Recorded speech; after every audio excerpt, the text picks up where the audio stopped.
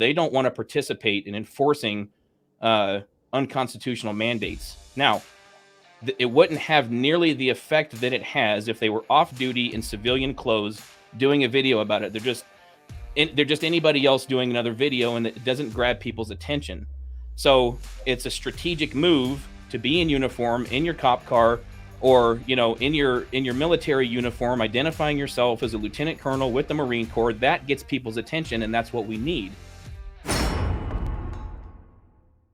Welcome back to another episode of the Officer Nate podcast. Joining me again are Mr. and Mrs. Stu and Cathy Scheller, parents of Lieutenant Colonel Scheller with the United States Marine Corps.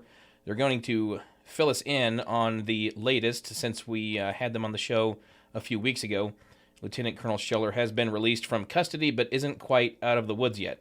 We're back with Mr. and Mrs. Scheller, and they're going to give us an update on Lieutenant Colonel Stu Scheller.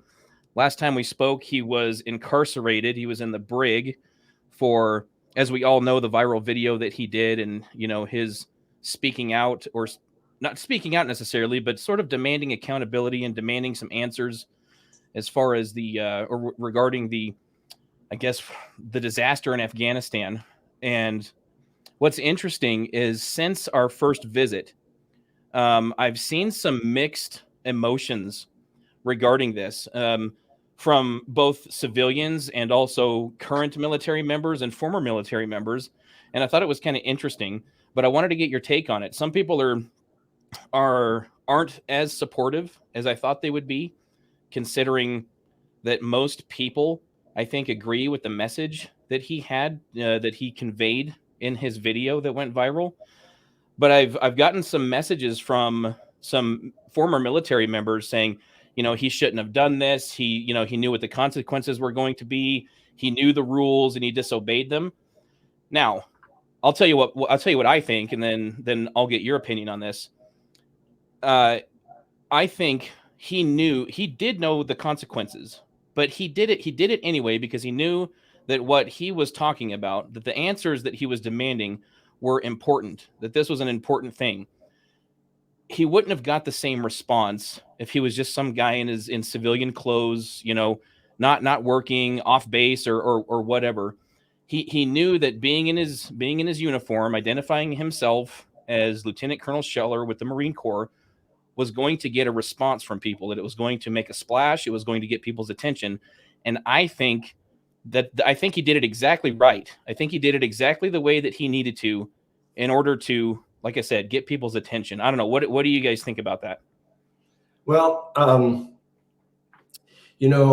for those, he's an 05 grade officer. Mm-hmm. We knew for the 07s and above, perhaps veterans or active duty, those generals, those colonels, they were not happy. Right. And many of them are still not happy. But I got to tell you, to their point, Lieutenant Colonel Scheller accepted accountability. Mm-hmm. He pled guilty to charges, mm-hmm. and he accepted his punishment. Right. Now there are some that might want him in front of a firing squad or punished more. By the way, they threw him in jail for 9 days, not because he broke his gag order, but because his commanding officer deemed him a flight risk, which was ridiculous. Right. So I get the critics, but he took his punishment. Sure. The only where we stand today is that he's technically not out of the Marine Corps. They still own him for 3 years, and we are awaiting a signature from the Secretary of Navy, part of the plea deal that he entered into while in prison. And that plea deal included them accepting his resignation and an honorable discharge or a general under honorable condition discharge. So that was already agreed to and has been agreed to by the Marine Corps. Well, I was relieved to see that or to hear about his sentence, right? I mean, relatively minimal. So I was. Doesn't it seem that way? Considering what some of the speculation was, right? I mean, what could have gone down. Again, I wasn't in the military, so I don't know. I'm not familiar with all of the details of how the military courts typically work. But as far as, I mean, he's not in the brig anymore. Correct. He is Right. out of the brig, and we have a website that says I Stand with Stu, STU.com. And on that website, you can read the charges. You can read the response to his charges. You can read a 9-page statement from what happened from the moment he made that video to what the Marine Corps did up until the point in time he went to court-martial. You can also read the closing arguments by his attorney. It is disappointing that we don't have what Judge Hines said in there, but he was very favorable, and he thought that what Stewart did, he has an impeccable record. He thought what he did was out of frustration and anger, and he saw no, real criminal activity there. He did have to, fine him, but you have to remember that the Marine Corps has also leaked his documents, his personal medical and mental health records, along with the leading investigative report. So it seems like he's been, if you read through this page, these 9-page documents, you would say, oh my gosh, he has given up everything to do this accountability. And that's going to bring us to where we are today. I would ask your listeners, Nate, and the critics to read Stewart's statement. There's 2 chapters here. There's the chapter of Stewart calling out military leaders and demanding accountability or an explanation or admit their mistakes. And there are many critics that maybe didn't like the way he did that. But again, like I said, he accepted accountability and guilt for his actions. But there's a second chapter. In the second chapter, by the way, I'm not qualified on the first chapter. I haven't served. I can't call out the military leaders. As an American, I don't like what I saw, but I think our son was much more qualified to demand accountability. Right. On the second chapter of how the Marines have treated our son since August 26th, I am qualified. Yeah. I have been a management, leadership consultant, executive coach for Fortune 500 companies for the last 25 years. And I have never seen a more awful way that they have handled a situation as managers and leaders. And again, read Stewart's statement if you want to know how they did. So I would ask those critics, yes, there's the first chapter of how he went about it, but let's talk about the culture in the Marine Corps that if someone speaks up, there is a systematic approach to crush them. Yeah. To hurt them. Yeah. Reputation demolition. Right. To destroy them. And when you think about the minimum of 22 suicides per day per our military, both past and present, and some say it's as high as 35 a day. If you understand how they come after to crush people who speak up, I believe you begin to understand those numbers a little bit better. Right. Well, and here's my question, and I could be wrong on this because again, I don't know, the intricacies of how the military works with regard to, chain of command and insubordination and all of those things. But Stewart's Lieutenant Colonel Scheller's video was seen by millions of people. I wonder if we'd had the same result if it was only seen by maybe a couple of hundred. Couldn't say. Or had he just gone to his commanding officer or the next commanding officer in the chain of command? Would we have had the same result? You know the answer to that. Right. So, the fact that it went viral, and maybe some of these leaders felt embarrassed. And so I think it was retaliation what ended up happening to Lieutenant Colonel Scheller. I don't think it was, because like I said, if his video if it had flopped and had only been seen by a few people, he probably wouldn't have been incarcerated. And, we wouldn't have, the fiasco that we have on our hands now with this thing. So but we see that all the time. We see it, we're seeing it in the military and we see it all the time in law enforcement. But the point that I want to make to my viewers and listeners who are criticizing, his methods of going about this, we're seeing police officers doing viral videos in their uniforms, protesting vaccine mandates and protesting their local governments because they think that it's wrong and they think that it's unconstitutional, and they don't want to participate in enforcing unconstitutional mandates. Now, it wouldn't have nearly the effect that it has if they were off duty in civilian clothes doing a video about it. They're just anybody else doing another video, and it doesn't grab people's attention. So it's a strategic move to be in uniform, in your cop car, or, you know, in your military uniform, identifying yourself as a lieutenant colonel with the Marine Corps. That gets people's attention, and that's what we need. Well, the fact is, he broke the USMJ rules. He accepted accountability and guilt and pled guilty to all charges. So it's not like he's shucking responsibility or saying not guilty. He's saying, I'm guilty. Guilty as charged. Punish me. And the judge was incredibly fair. The judge admonished the government. The judge, in fact, you know, Cathy said this. I want to be clear.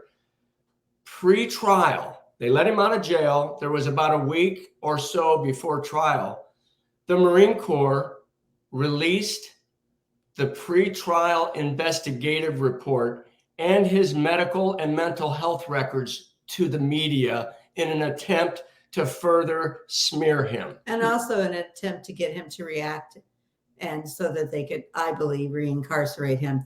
But the real point is that he held up his end of the plea bargain. Now it's up to the Marines. They signed that they would give him a discharge. They would release him from the Marine Corps, and they have yet to do that. They're holding him basically captive. And his attorneys, he had to come back to work on Monday morning. Yeah, how would you like to go back to work in that hostile environment? I can't even imagine. Like the anxiety he must have. Oh, well, first of all, our son is tough. He's resilient, and I guarantee you he's coming out of this stronger. But the judge was incredibly fair. The judge basically said to the prosecution, I would expect an investigation by the Marine Corps as to who leaked these documents. Right. And I would expect them, the person or persons, to be back into my court martial. Now, no investigation has started that we're aware of. Yeah. Well, so it's sad to see what they're doing. I think they're hurting their reputation, the Marines, the Navy. I think it'd be interesting. I'm sure they have the data and analytics to see what this has done the last 2 months to recruitment. Maybe they don't care. I don't know. So we're asking people to go to istandwithstu.com, read those documents. We don't have it up yet, but we have started a petition to ask the Secretary of the Navy, Carlos Del Toro, to sign, or people to sign it, to ask him to honor their commitment, their end of the plea deal. Our son has done his time, and he did get a reduced sentence because the judge said he has never seen a service member come before his court before in 27 years that had the stellar record that our son had, not one single blemish on it. And he really felt it was the terrible, ending of the Iraq War, the 13 Afghanistan, the 13 deaths that triggered this for him. And he just felt it was out of frustration. When you look at everything all combined. So we understand why he got a lenient sentence, but he also said he has never seen anyone incarcerated for these acts ever in 27 years. Well, and that's why it's retaliatory. It has nothing to do with the military code or anything like that. It's about leaders who were embarrassed and then became angry and then decided to retaliate. And it's psychological warfare. They know how to do it well. They still have him, and we're asking for his release. And we'd like to thank America because they've really come out strong. They're the reason he got out of the brig. We're asking Americans to continue to support and sign this petition, and let's put this really ugly chapter behind us. Speaking of his unblemished record, I read through his attorney's prepared statement, and one of the things that stuck out to me was he mentioned that people like Lieutenant Colonel Scheller have seen combat, right? They've engaged the enemy. They've exchanged gunfire. They've witnessed their brothers and sisters killed in action. all of these horrible things and sacrifices that they've had to endure, but their leaders rose through the ranks during a time where there weren't really any conflicts for them to be involved in. And so they haven't seen the same type of combat. They haven't had the same type of experience, which is okay. That's fine. Right. They rose to those ranks. Just bad timing. Right. But I think it's incumbent upon them to take those things into consideration when you have members like Lieutenant Colonel Scheller who have these frustrations when it comes to the way things were handled in Afghanistan. If you, and I don't know if anybody can actually imagine, the types of things that he's seen and experienced over there, but to just, have that all just have the plug pulled on all of that and make it seem like all of those military members died for nothing, just to simply hand the country back over to the Taliban and hand them the keys and go, okay, we're out. I think those things need to be considered by those leaders when deciding how to respond to people like your son. Yes, it was personal for him, and he knew exactly what he had, the personal experience to understand what that explosion looked like. Yeah. It was the impartial Judge Hines, Colonel Hines, that proceeded over the court-martial, did know that it was understandable that he did what he did, and therefore he gave him a reduced, about the best limited sentence you could give. Unfortunately, there is conflict within the ranks up above in the Marine Corps that they've got a problem on their hands, and they don't know how to deal with it. Yeah. And they're upset. Like you said, they got bruised and they've lashed out. That's the only way they know how to deal with it. They've gone into combat mode. So our son has done all of the required exit classes.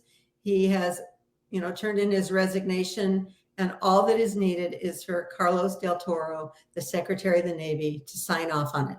That's all that's necessary, is the signature. It doesn't take very long. So if you go to the istandwithstu.com website, we have Secretary Del Toro's phone number in the Pentagon. We have his email address. We're asking Americans to contact your senator and representatives, because, that made a difference. Little old Americans in Omaha, Nebraska may not influence the Secretary of Navy, but your Congress people will, that you voted for. And so will, signing the petition.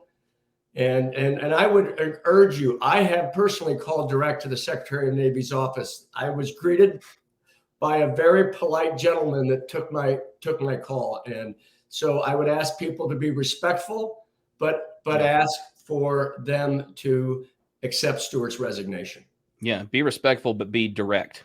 Correct. So let's fast forward a little bit, and hypothetically speaking, when he gets released from the Marine Corps, what's next for him? That is. Yeah. What does he want to do after that? We don't know. He has a lot of options in front of him. Everybody has wanted to make this political. By the way, he never wanted to make it political. He was wanting to make it about accountability from our generals. Mom came up with a slogan. It's not red, it's not blue, it's red, white, and blue. It's for every American. So, he could do, he can write his ticket and do whatever he'd like to do. He may decide to do nothing. He may need to decompress for a while. Yeah, go on a vacation for a little bit. He may need a beach for a while, but I will tell you, I have all the confidence in the world that he'll find his way and he'll continue to make a difference. Unless the Marine Corps owns him for the next 3 years, if they won't release him and do mental warfare on him, well, then I don't know what he'll do in 3 years. Mama tends to. I'm worried about my son. We are a good compliment. She looks at worst case scenario. I'm an optimist. So somewhere in the middle, we find our way. You'll balance it out. Yes. Well, if we can get so again, to my viewers and listeners, go to istandwithstu.com, sign the petition, call your representatives, call your senators, just like we did before, to get him released from incarceration. It makes a difference when those elected officials can go and speak on behalf of their constituents, in support of Lieutenant Colonel Scheller. I had someone ask me today, how's he feeling? Does he feel, is he appreciative? And so I will tell you, he is incredibly appreciative to Americans that stood up for him and people like you, Officer Nate. Unfortunately, he's on a gag order and he can't express that gratitude right now. Yeah. And so on his behalf, both Mom and I are extremely grateful to all of you. And so is Lieutenant Colonel Scheller. And I hope you hear from him sooner than later. Yeah, it'll be nice to be able to hear from him and hear his voice and have him tell us his story and tell us about his experience that may not be for a while, but I know everybody that I know is looking forward to it. One thing I was going to mention as far as what's next for him, and we can talk more about this after we sign off. I can give you some more details, but my publisher, right, the company that published my book, they called me after we had our first talk, and they said, I wonder if he would be interested in a book deal. And I didn't feel it was appropriate to bring it up at the time because I know you guys had so much going on, and you were incredibly busy, but that's something to consider and think about. And like I said, I can give you those details after we sign off. But thank you. He's, as you know, a very good writer, and that's what Mom would like to see him do. But we got to get him free first. Well, yeah. He's also pretty good at grainy interviews, so we hope he doesn't do a post until he's released. Well, the Marine Corps would like him to, but we're praying. By the way, I haven't said this. 2-3 weeks ago, we were asking for prayers. No doubt in our mind, from the bottom of our hearts, we know that prayer also made a difference. Yeah. And I would ask you to continue to pray for Stuart, pray to soften Secretary of Navy Carlos Del Toro's heart and do the right thing as quickly as possible so we can all heal from this affair. Absolutely. Absolutely. And so I think, one of the things that not a lot of people think about is how he kind of has to pick up the pieces now. Because I imagine his plans before this were probably to retire from the Marine Corps, I'm assuming. He has his real estate license. He just got his real estate license a year ago. He was going to lead a pretty simple life on his pension. Yeah. So, but now, it's the tables have turned and things have shifted, and that can be kind of a struggle to deal with at first. So it's not as though he's got an easy ride ahead of him. He's certainly going to have some struggles. So, and he needs our support. I hope that he'll consider joining me on the podcast when he's able to, when he's no longer under a gag order, and we can have him on and have a talk about his experience, and again, just help share his story to for everybody out there listening and watching. So we will definitely give you a great plug. Hopefully you don't have to talk to us again. Hopefully next time you can speak with him. But if not, I hope you have us back on. Absolutely. You guys are wonderful people, and I've had many people reach out to me and say we just love Mr. and Mrs. Scheller. They're good, salt of the earth, good-hearted Americans trying to do what's best for their son. So I'll have you guys on anytime you want to. Even though he's a 40-year-old man and a warrior, he's still our cub. And we're gonna protect our cub. Yeah, absolutely. I wouldn't expect anything less, and I don't think any of my followers would either. So, well, thank you so much. Thank you guys, and hang in there. Let me know specifically if there's anything else I can do. And like I said, anytime you guys have a message you need to share or anything you want to say to my followers and listeners, you've got my number, you've got my email address. Just let me know. Thank you so much. God bless America. It's good to talk to you guys again. You too. Have a good one. If you enjoyed today's episode, don't forget to subscribe to the channel. Also, remember to get your copy of my book, Never Off Duty, which is available at d'angelopublications.com or officernate.com. We'll be back with more of your favorite conservative content. This is the Officer Nate Podcast.